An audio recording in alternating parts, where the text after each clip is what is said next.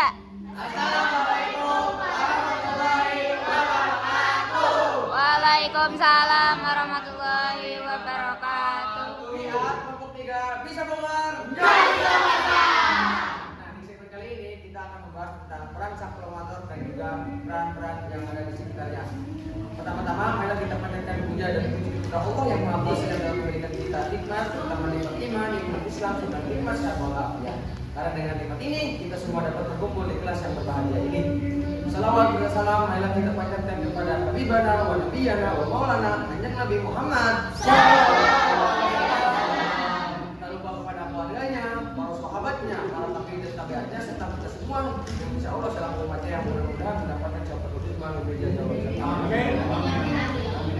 Yang terhormat Pak Bayu dan juga keluarga yang tidak bisa hadir di tengah-tengah kita karena dan juga teman-teman yang ada di sekitar kita yang saya cintai dan banggakan. Sebelumnya perkenalkan terlebih dahulu dengan saya sebagai moderator pertama.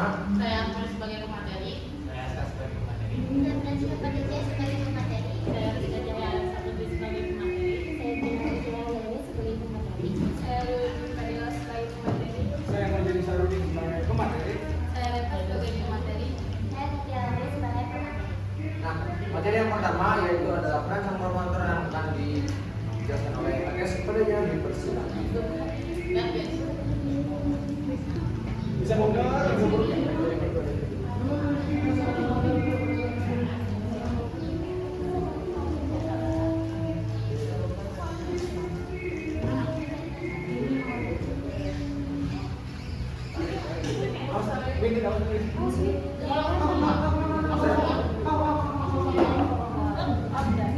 oke, kita masuk ke materi yang pertama yaitu peran sang promotor.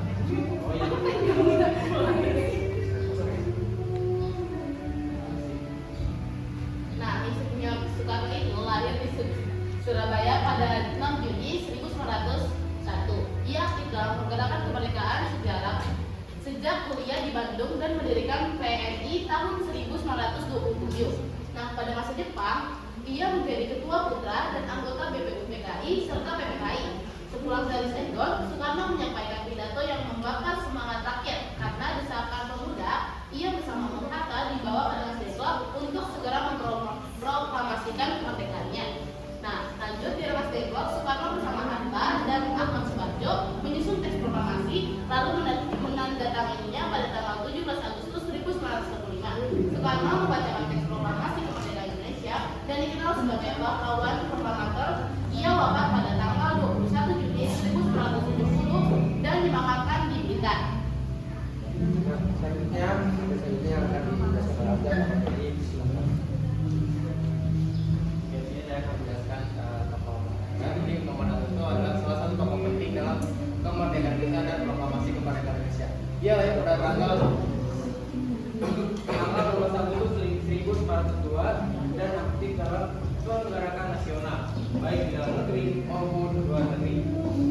Ia pernah menjadi ketua Perhimpunan Indonesia di Belanda, anggota BPUPKI, wakil ketua BPKI, dan aktif di berbagai organisasi keagamaan lainnya. Menjelang proklamasi, Hatta bersama Soekarno didesak oleh para pemuda untuk segera menyatakan kemerdekaan. Dan dituntut merumuskan, dia turun merumuskan dan menandatangani teks proklamasi dan menandatangani teks proklamasi serta mendampingi Soekarno saat membaca proklamasi pada tanggal 17 Agustus 1945. Karena jasanya, dia dikenal sebagai pahlawan proklamator. Hatta wafat pada 14 Maret 1950 dan dimakamkan di Taman Kusir, Jakarta. Terima kasih. Selanjutnya akan di sekitar proklamator yang akan disampaikan oleh Francisca. Selanjutnya, Ahmad Subarjo adalah tokoh penting dalam kemerdekaan Indonesia. Ia menjamin proklamasi akan dilaksanakan pada 17 Agustus 1945. Ia juga ikut merumuskan proklamasi dan ikut menjadi anggota BPUPKI dan PPKI. Yang kedua ada Soekarno Kartowiwiryo. Soekarno Kartowiwiryo adalah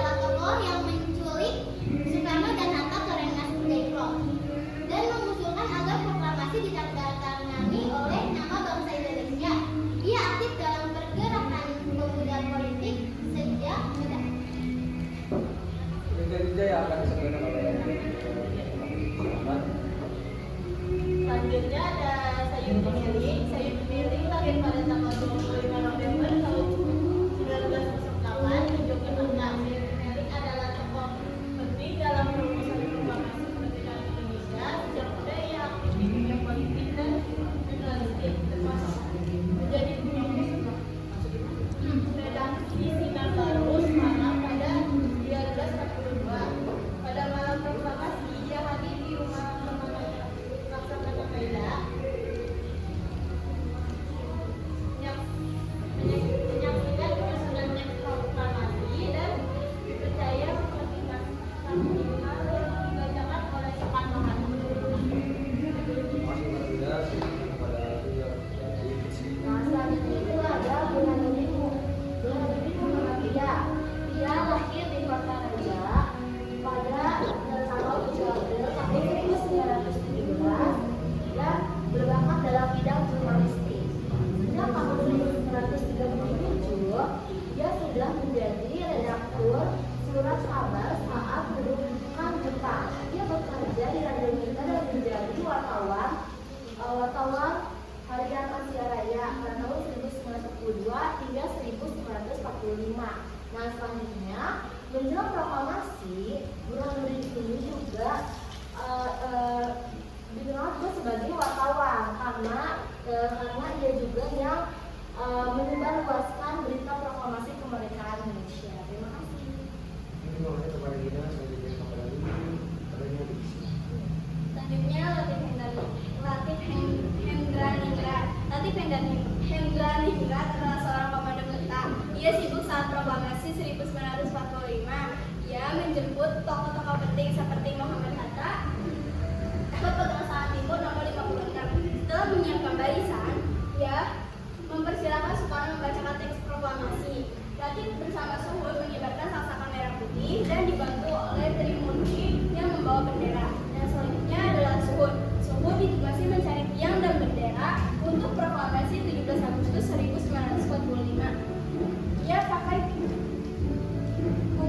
Ia pakai bambu meski dekat rumah Soekarno ada tiang besi. Ia dan Latif Hendraningrat mengibarkan bendera merah putih. Terima kasih.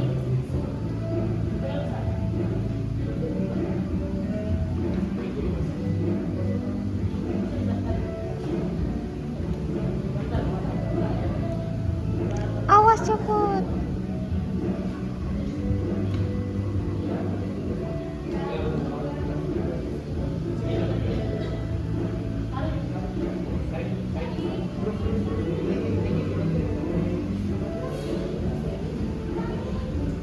Bisa Bapak. Nah.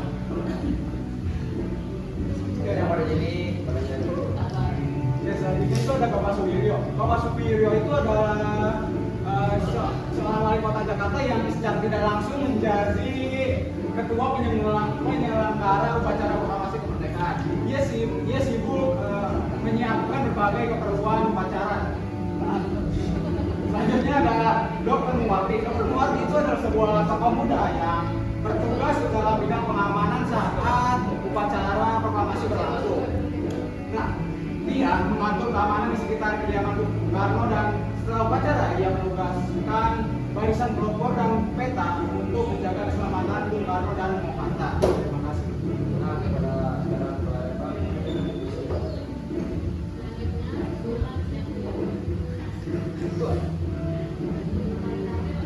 Adalah tokoh pergerakan kemerdekaan yang lahir pada 5 Maret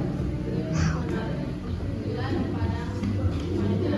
Ia aktif dalam gerakan bawah tanah saat pendudukan Jepang dan ikut mendirikan Pulau Indonesia yang bertemu di Pulau.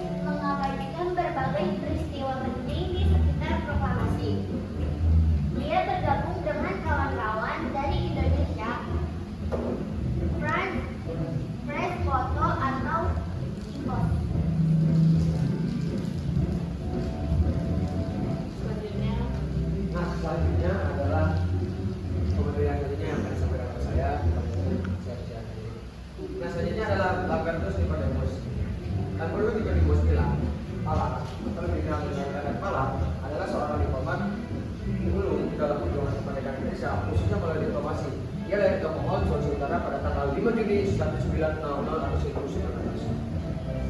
Pendidikan yang ditempuhnya adalah sekolah pulau di Mohon dan juga pada tahun 1900 itu Hayat Bala itu diminta oleh Presiden dan Soekarno menjadi bicara ini. Nah, selanjutnya adalah Sumitro Hadijono. Dia memulai karirnya menjadi staf di Bank BNI dan oleh permission yaitu adalah anaknya dari Bank BNI. Kemudian melanjutkan studi ekonomi di Belanda, dia meraih gelar Bachelor of Arts di Universitas Sorbonne Paris dan juga Master of Arts atau MA di Universitas Kristen Paris. Dia pernah menjabat sebagai Menteri Perdagangan dan juga Menteri Keuangan Indonesia. Usai sudah materi dari kami dan nanti ke segmen yang berikutnya adalah sesi bertanya. Apakah ada yang ingin bertanya? Oke, kepada Indonesia dipersilakan. Assalamualaikum warahmatullahi wabarakatuh. Waalaikumsalam warahmatullahi wabarakatuh. Perkenalkan, nama saya Nisha, perwakilan dari kelompok 1 izin bertanya. Setelah proklamasi, apa saja tantangan awal yang dihadapi oleh para proklamator dan bangsa Indonesia dalam mempertahankan kemerdekaan? Terima kasih. Tentang proklamasi, apa saja tantangan awal yang dihadapi oleh Para proklamator dan bangsa Indonesia dalam mempertahankan kemerdekaan. Terima kasih kepada Indonesia. Selanjutnya kepada Jasmine terlebih dahulu. Kepada Perkenalkan, nama saya Zahratul Jasmine dari kelompok 1. Jadi pertanyaannya, apa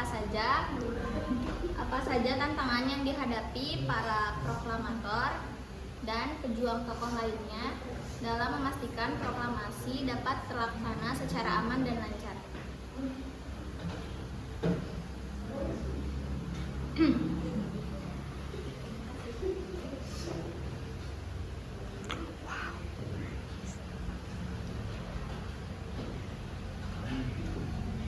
Oke, apakah ada pertanyaan selanjutnya?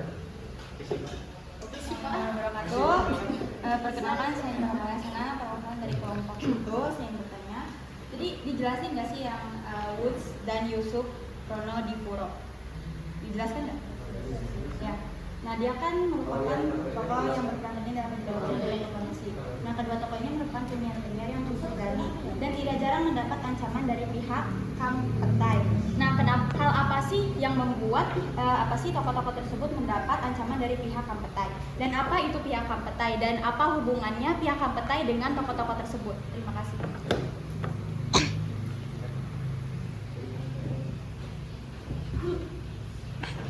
Ya, terima kasih kepada yang bertanya.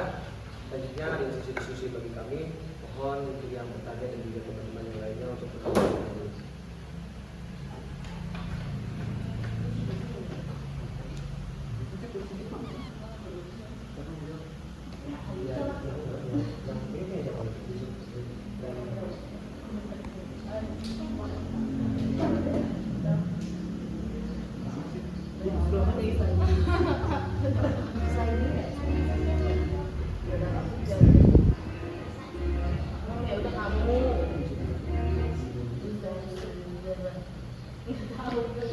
Ku putuskan saja. Ngapain, Nes?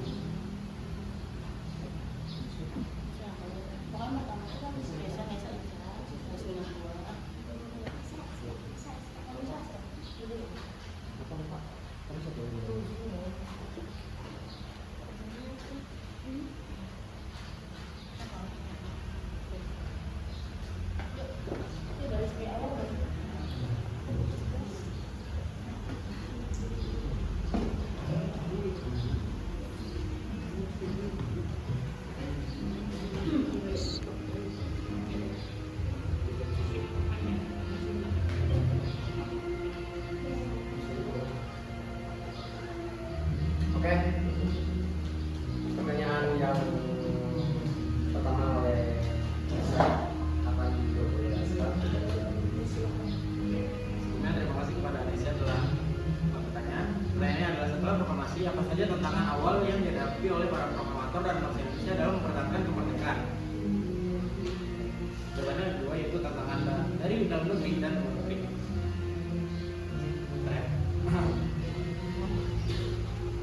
Tantangan dari dalam negeri secara internal, kondisi Indonesia masih sangat rapuh. Ada ketidakstabilan politik karena belum semua elemen masyarakat sepenuhnya menerima bentuk negara republik atau ada perbedaan pandangan tentang arah pemerintahan. Kekuatan militer yang baru terbentuk, yaitu Tentara Keamanan Rakyat atau TKR, juga belum solid dan belum memiliki pengalaman serta persenjataan yang memadai untuk menghadapi ancaman. Di sisi ekonomi, situasi sangat sulit dengan inflasi yang tinggi, kelangkaan bahan pokok, dan infrastruktur yang rusak parah akibat penjajahan. Pemerintah baru pun belum memiliki sistem ekonomi yang kuat untuk mengatasi semua permasalahan ini. Selanjutnya, tantangan dari luar negeri, ancaman terbesar datang dari luar setelah Jepang menyerah. Pasukan Sekutu datang kembali dengan tentara Belanda ikut menumpang dan berniat merebut kembali Indonesia. Ini memicu berbagai pertempuran fisik yang sengit di berbagai daerah, seperti di Surabaya dan Bandung, serta memuncak pada agresi militer Belanda 1 dan 2.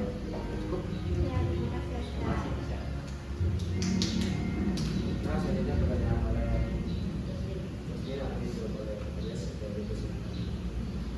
Terima kasih atas pertanyaan Jasmine dari kelompok 1. Yaitu pertanyaannya apa saja tantangan para proklamasi dan para pejuang agar aman dan lancar. Nah, tantangan yang pertama itu adalah tekanan dari Jepang. Proklamasi kemerdekaan dikhawatirkan akan dianggap sebagai tindakan pemberontakan oleh Jepang yang bisa menyebabkan penangkapan atau kekerasan terhadap para pemimpin kemerdekaan. Yang kedua adalah perbedaan pendapat antara golongan muda dan golongan tua. Golongan tua itu ingin lebih hati-hati dan ingin melakukan proklamasi melalui PPKI, yaitu Panitia Persiapan Kemerdekaan Indonesia, agar tidak tampak agar tampak legal. Terus kalau misalnya kaum muda itu mendesak agar proklamasi itu lebih cepat dilakukan dan tanpa campur tangan Jepang. Terus yang ketiga itu kekhawatiran akan reaksi sekutu. Nah, takutnya sekutu akan datang ke Indonesia untuk mencuti tentara Jepang. Nah, ada kekhawatiran bahwa sekutu atau Belanda akan menganggap proklamasi itu sebagai ilegal dan menggunakan kekuatan untuk menghentikannya. Jadi kesimpulannya, untuk menjamin kelancaran dan keamanan proklamasi, para tokoh itu harus menyusun strategi diplomatis dan cermat, menghindari konflik langsung dengan Jepang, menyatukan berbagai pandangan politik, dan bertindak cepat namun hati-hati. Apakah jelas, Jasmine? Jelas, terima kasih Agnes. Sama-sama. Selanjutnya pertanyaan Bapak yang akan dijawab oleh saya sendiri. Oke, sebelumnya saya minta izin untuk mengulangi materi yang kepada Wud dan Yusuf.